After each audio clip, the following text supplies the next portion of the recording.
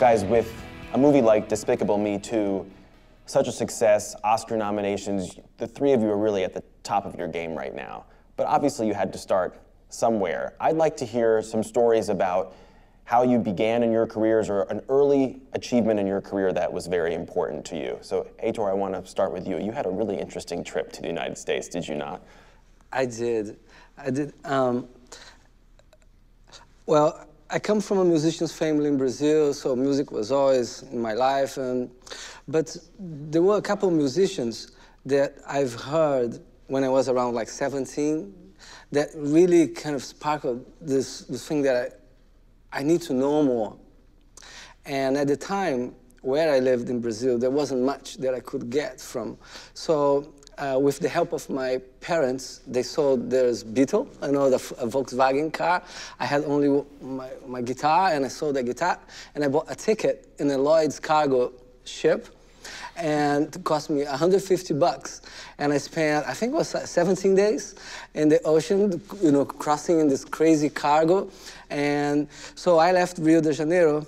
I had like $400 with me for my journey.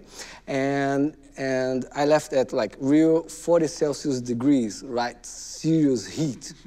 And I get in the New York, not airport, we're talking about the port, right? So a big snowstorm.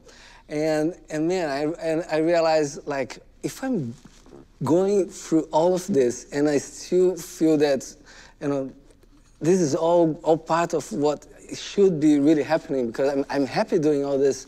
I didn't have fear of the ocean. There were times we got caught in like hurricane tails in the Caribbean Ocean. We had to be strapped to the boat, to the beds and all that kind of stuff.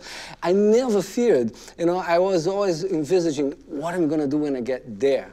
And then I came and I studied with people here, and yeah, but that's how I came to America for the first time. And there's a great story of you performing, I think, in a bar, and then there was someone pretty influential who was in the audience who liked your style, right? Yeah, man, you dug deep. So yes. Unfortunately, I ran out of those $400 in my second week just in the gas bill, obviously. So then I had to, what I did, I played to keep myself going, really. I played in a Brazilian restaurant playing like bossa novas, for a plate of food, basically at the end of the night. So there were days that I was inspired, but there were days that I was very depressed. And one of those nighs, I probably was playing the bluesiest bossa nova ever, the most depressing and depressed thing, and probably I was like that, right? And singing my heart out and playing, and somebody dropped a note, and left and waved. Then it turns out that after the night was over, and I read the note, and it just said, please continue believing in yourself and in your dreams. I know that sometimes it gets hard. I never spoke to that person, but continue. And this gentleman turned out to be who I always saw as the master of jazz guitar in the world, called Jim Hall. He unfortunately passed away a couple months ago. And this guy is really the musicians of all musicians. It would be like the Glenn Gould of piano playing or something like that. It's the equivalent for the jazz guitar. And when I saw, that note and assigned by him, and again, it was a confirmation that I felt I was doing the right thing. Even though that moment was, wasn't the best moment, I knew that there were more things to come. Cinco, what about you? What sticks out as a breakthrough moment in your early career? Well, while Heitor was in the cargo hold, I was in this building. I was in the cargo hold of USC Film School.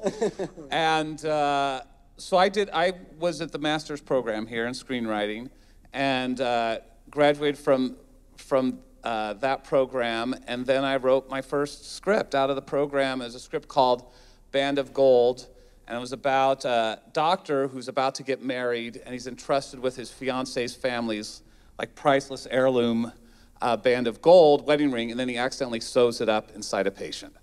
And so then the rest of the movie, he's trying to get the ring back out, and he falls in love with the woman who has the ring inside her. So it's sort of like Bringing Up Baby, screwball comedy. And so Maestro was, and this is pretty much straight out of SC. I got an agent, Frank Williger, who's my agent today, and he said, like, I think the script's ready, let's send it out. And we sent it out, and then the very next day, we got what's known as a preemptive offer. So it was a producer saying, you have, I don't know, 5 hours. Take this offer or take your chances over the weekend. I, being like a new father and right, just starting off, I said, like, let's take the offer. And so it was that great chance to like call up my in-laws and like finally say, I sold a script. And he said, how much? I said, $275. And he said, dollars? And I was able to say, actually, it's a lot more than that, Pops. And so it was that great moment of finally realizing, you know, maybe I can actually make a career out of this. This is going to work, I think. That, you know, and so that got me my foot in the door, and then I got assignments based. Band of Gold never got made. I think most screenwriters will tell you some of their favorite scripts are the ones that never got made. But you got some ink. There you are, Cinema Line strikes gold at the bottom of the page. There you go. That was, you know, multiple copies sent to my parents and my in-laws to prove that I had really accomplished something. But that was the beginning of everything. Chris, one of your first jobs in the industry is one of the most fun and fascinating sounding ones that I've ever heard. Well, when, you know, at college and high school, I just loved working on plays and theater and then making films and studying film. And then I got an incredible opportunity to be what is essentially, used to be called a gopher. I guess today it's kind of like a PA or an assistant, working for a producer who is named Daniel Melnick.